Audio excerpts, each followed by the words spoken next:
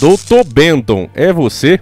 Para quem nunca assistiu a série Supernatural ou Sobrenatural no Brasil, o Dr. Benton era uma das figuras que os irmãos Winchester enfrentaram e se tratava de um doutor, um ser humano que descobriu a forma da imortalidade. Misturando ciência com ocultismo, ele conseguiu desenvolver uma fórmula para nunca mais falecer. Só que isso consistia em troca de órgãos. Ele pegava os órgãos das pessoas e usava métodos antigos da medicina primitiva para extrair esses órgãos. É bem interessante esse capítulo, porque até os mocinhos pensam em usar essa fórmula. Por que é que eu estou falando disso? Porque essa matéria me veio à cabeça, e eu tenho certeza que na de vocês também, que pelo menos assistiram a série, vai vir na cabeça também, por causa da dica do nosso irmão Guilherme Espírito Santo. Um abraço forte para esse guerreiro sempre aqui conosco há tantos anos. E o Guilherme me manda a matéria de novo, né? Você vê, sem querer tirar onda nem nada, família, mas você vê que o Faustão tá a cara mesmo do Dr. Benton, cada vez mais parecido, né? Faustão disse que poderá passar por novo transplante e disse o seguinte, ó: tenho doadores. E a grande questão aqui, meus irmãos, é a gente tentar entender, será que tá tendo aqui uma compra indiscriminada de órgão? Essa é a grande questão. Eu sei que você tá para lá de curioso e quer saber mais detalhes dessa notícia, e nós estamos aqui para isso. Então pega agora mesmo um inhame com galinha e vamos iniciar o nosso quadro.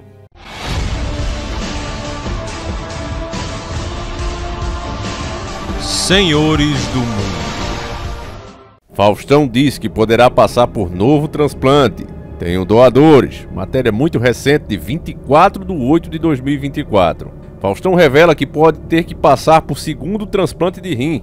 Na sexta-feira de 23/8/2024, o SBT exibiu uma nova entrevista com Faustão Silva, mais conhecido como Faustão. O apresentador, que hoje tem 74 anos, falou sobre diversos assuntos e, dentre eles, o seu estado de saúde. Segundo o ex-contratado da TV Globo, o Homem Show da TV Globo, há uma possibilidade dele ter que realizar um novo transplante de órgão. No bate-papo com o jornalista César Filho, ele garantiu que está bem nesse momento. A saúde está muito boa. Hoje, por exemplo, fiz 2 horas de ginástica, depois de 2 transplantes em um prazo de 6 meses. Precisava recuperar a parte física, explicou ele. Apesar dessa melhora, Faustão admitiu que precisa fazer diálise 2 vezes na semana. Ele, porém, acredita que poderá haver uma redução do tratamento ou a possibilidade de um novo transplante. Essa semana tem uma perspectiva de reduzir a diálise para 1 vez na semana, até parar. Tem 2 expectativas. Uma é essa, que eu ainda estou acreditando na equipe que me atende, mas eu já tenho a possibilidade de operar com um médico curitibano em Miami. Eu fiz a consulta com ele. Tem uns 10 doadores só da família, com compatibilidade de tipo sanguíneo, contou. Há pouco tempo, Faustão teve que passar por um transplante de coração e outro de rim. O segundo foi em fevereiro de 2024. Além disso, o primeiro aconteceu em agosto do ano passado. Então, temos aqui mesmo um novo Dr. Benton, né? O novo Dr. Benton é brasileiro, né?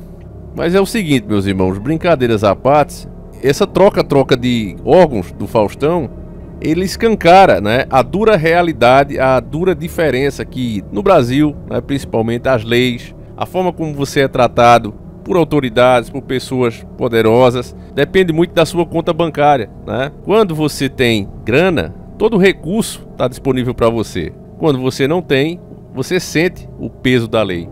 E a mesma coisa quando se trata até de saúde, né? Como o Faustão está bem comprovando isso aqui.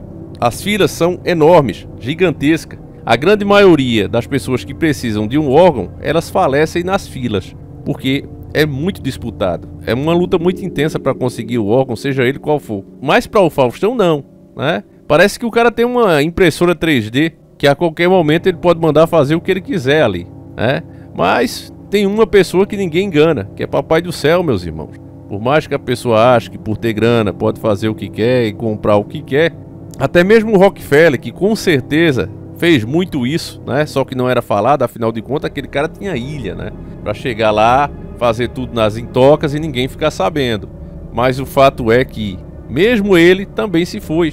Chegou o momento dele de prestar as contas. E eu, meu irmão, sinceramente não queria estar no lugar dele. Uma coisa que pra mim escancara a gadice do povo é o fato da saúde ter dinheiro. De existir empresas que lucrem muito com isso. Quando, desde que a gente nasceu, a gente escuta falar que precisamos pagar impostos, mesmo sem a gente assinar nenhum contrato, a gente é obrigado, né, a assumir uma dívida que lideranças fizeram muito antes da gente nascer, né? Eu já falei para vocês que cada brasileiro que nasce deve mais ou menos aí 60 mil reais só de nascer nesse país. E tudo isso eles dizem que é pro bem, né, da sociedade, pro desenvolvimento humano, etc, etc. Mas o que pode ser de fato mais importante do que a nossa saúde? O que pode ser mais importante do que isso? E essa tem preço. Essa tem pessoas vendendo medicações aí por muito dinheiro. Quem, por exemplo, hoje precisa de uma medicação para esclerose múltipla, as injeções variam de 20 mil reais a 200 mil por aplicação, meu irmão. É uma coisa surreal. Eu sei porque eu tenho uma pessoa aqui da família que precisa tomar. E eu fico pensando, como é que pode algo ser tão caro? Aí não, é o desenvolvimento, é a pesquisa, eu entendo. Mas por que não transformar isso num patrimônio da humanidade? Porque alguém que cria essas coisas tem a patente daquilo ali e ninguém mais pode produzir por um preço melhor, pelo menos durante 20, 30, 50 anos. É um absurdo isso. E aí encarece, né? E eu tenho certeza que quem paga por isso recebe um pouco em troca, né? Porque tem regulamentações para tudo. Mas essas coisas não, os caras determinam o preço e todos nós pagamos. Essas medicações caríssimas, nós pagamos por ela. Como sempre, não é? E são preços assim, fora do comum. Por isso é que esses laboratórios são tão bilionários, né? Mas só de você falar uma coisa dessa, as pessoas já ficam aborrecidas. Tem gente que tá levando ao pé da letra, né, as ideologias políticas. Tá trazendo isso para dentro do seu ser. E não consegue mais pensar nada porque já classifica. Essa é uma proposta do tipo vermelho, essa é uma proposta do tipo azul. E fica radicalmente contra ou radicalmente a favor, dependendo da sua própria linha ideológica.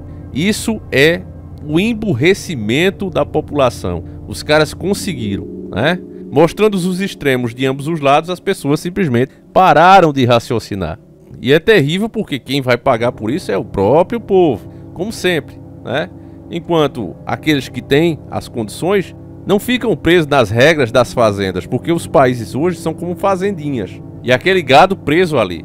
Mas o gado de luxo, o gado de elite, como o Faustão, por exemplo, ele tem acesso a outras fazendas. Então as regras que são criadas aqui, daí a gente começa a entender por que, né, a grande mídia é como é.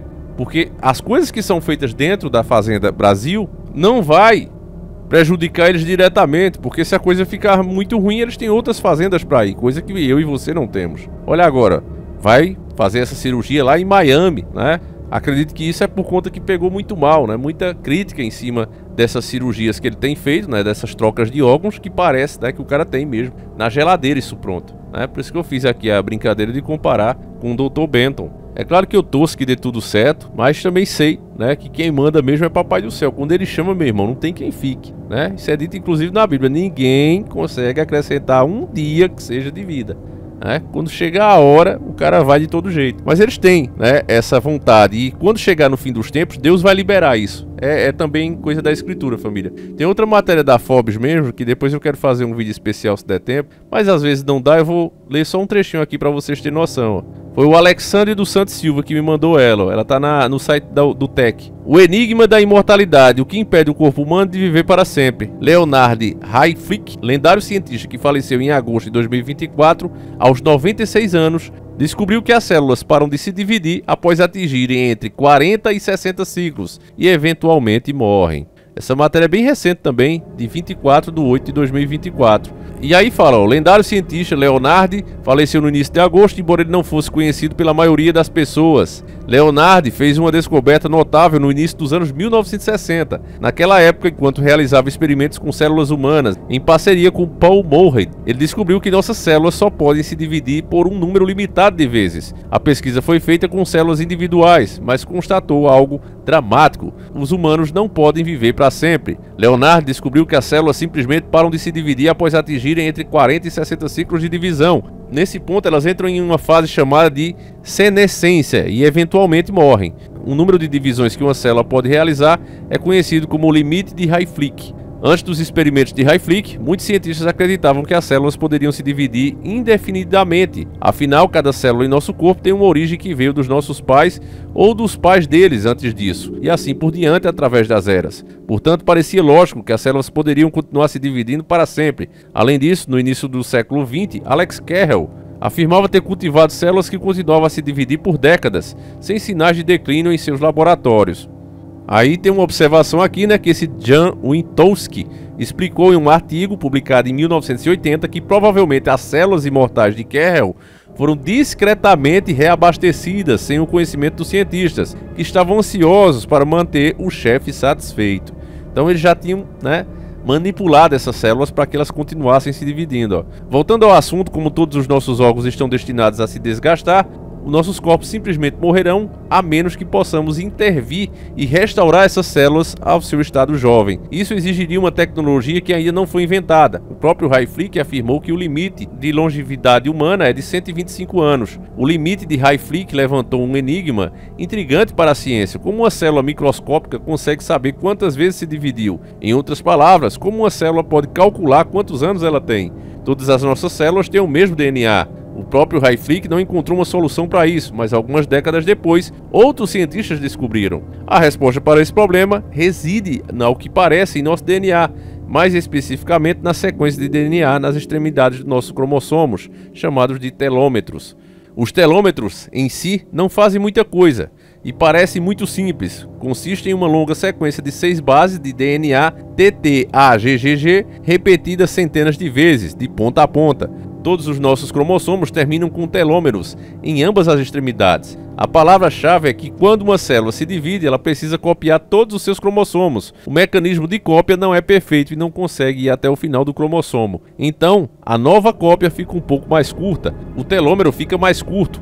Felizmente, temos uma enzima especial chamada telomerase que corrige esse problema, adicionando umas cópias extras de TTAGG ao final de cada cromossomo, restaurando o comprimento adequado. Problema resolvido, certo? Não exatamente. A telomerase não funciona perfeitamente e os cromossomos às vezes ficam um pouco mais curtos. E quando ficam curtos demais, a célula não consegue mais se dividir e morre. Então assim, família, pelo que eu li aqui, eu fiz questão de ler essas linhas aqui para vocês. Eles estão conseguindo começar a entender o processo de envelhecimento, E conseguindo entender, você vai começar a observar pessoas vivendo mais. Claro que isso não vai vir para o povão, vai ser para as lideranças, para as pessoas que podem pagar.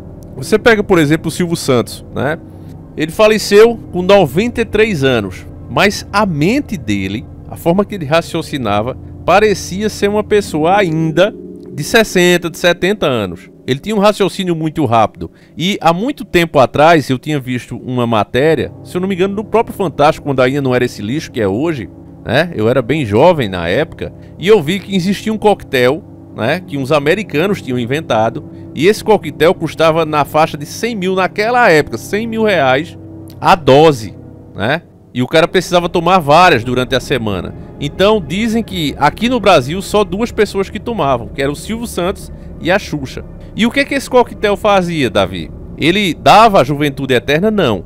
Ele entardecia o processo de envelhecimento. Ou seja, você fazendo o uso contínuo desse coquetel, você conseguiria diminuir em um cara de 100 anos, 30 anos. E é mais ou menos o que eu observei durante toda a vida de Silvio Santos. Porque uma pessoa com 93 anos, você compara uma que chega normalmente, você vê um estado de debilitação muito grande. A pessoa é lenta nos seus movimentos, Parece que tem os ossos ressecados, e Silvio Santos não parecia ter essa idade de 93 anos. E uma das coisas poderia ser essa. Agora a grande questão é se esse coquetel é politicamente correto. Porque existe uma teoria conspiratória, não estou dizendo que é fato, mas que a gente ouviu falar aí de um tal de adreno não sei o que, adreno, cromo, não sei o que, cromo, Eu tenho que falar assim como um imbecil por causa do algoritmo, vocês sabem, Mas é isso, Então tem essa teoria aí que fala de, sangue de pessoas muito jovens, E que são submetidas a uma situação de extremo terror e depois ceifadas, e assim extraído da medula delas esse sangue com essa substância chamada adrenocromo, E por isso que era tão caro essas doses. Eu não sei se é verdade, tá certo, família? É uma teoria conspiratória. Essa realmente se classifica como conspiração porque a gente não tem qualquer comprovação disso, Só falácia mesmo. Mas enfim, vendo certas pessoas, como o Rockefeller mesmo, o infeliz até os últimos momentos, tanto ele como o filho, até os últimos momentos fechando acordos monstruosos, Que vai muito além da existência do cara, e o cara até usando aparelho para respirar e fechando esses acordos. Você vê que é uma coisa demoníaca mesmo. Mas enfim, meus irmãos, esse vídeo acaba aqui. Eu espero que você tenha gostado e, acima de tudo, entendido. Se esse milagre aconteceu, então compartilha, mostra para mais pessoas, e eu fico muito grato. Muito grato mesmo, meus irmãos. E é isso, né? A gente vai continuando com o nosso trabalho aqui enquanto der. Cada vez mais difícil pra fazer, viu? Mas a gente tá aqui, dando uma tapa no angu todo dia. Mas é isso, meus irmãos. Fiquem com Deus, um abraço e a gente segue juntos. Fui!